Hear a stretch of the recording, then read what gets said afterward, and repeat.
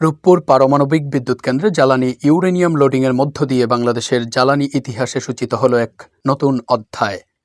এর মাধ্যমে দেশের প্রথম পারমাণবিক বিদ্যুৎ কেন্দ্রের পরীক্ষামূলক উৎপাদন শুরুর পথ তৈরি হয়েছে। ২৮ এপ্রিল মঙ্গলবার বেলা ৩টার পর পাবনার ঈশ্বরদীতে এ পারমাণবিক বিদ্যুৎ কেন্দ্রের প্রথম ইউনিটে ফুয়েল লোডিং শুরু হয়। এর মাধ্যমে বাংলাদেশ আনুষ্ঠানিকভাবে পরমাণু শক্তি দিয়ে বিদ্যুৎ উৎপাদনের পরিচালন পর্বে প্রবেশ করেছে।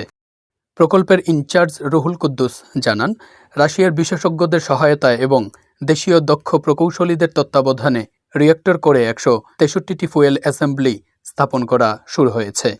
বিজ্ঞান ও প্রযুক্তি মন্ত্রণালয়ের সচিব আনোয়ার হোসেন জানান, প্রথম ইউনিটে জ্বালানি লোডিং শেষ হতে ৪৫ দিন সময় লাগবে।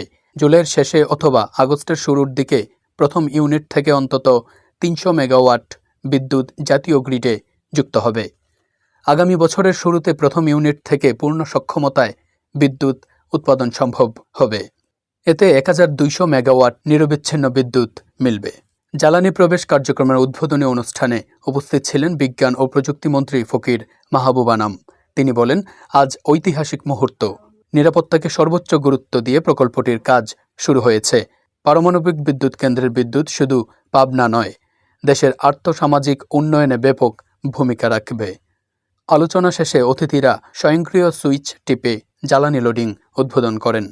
দেশের ইতিহাসে সবচেয়ে বড় একক প্রকল্প রূপপুর পারমাণবিক বিদ্যুৎ কেন্দ্র।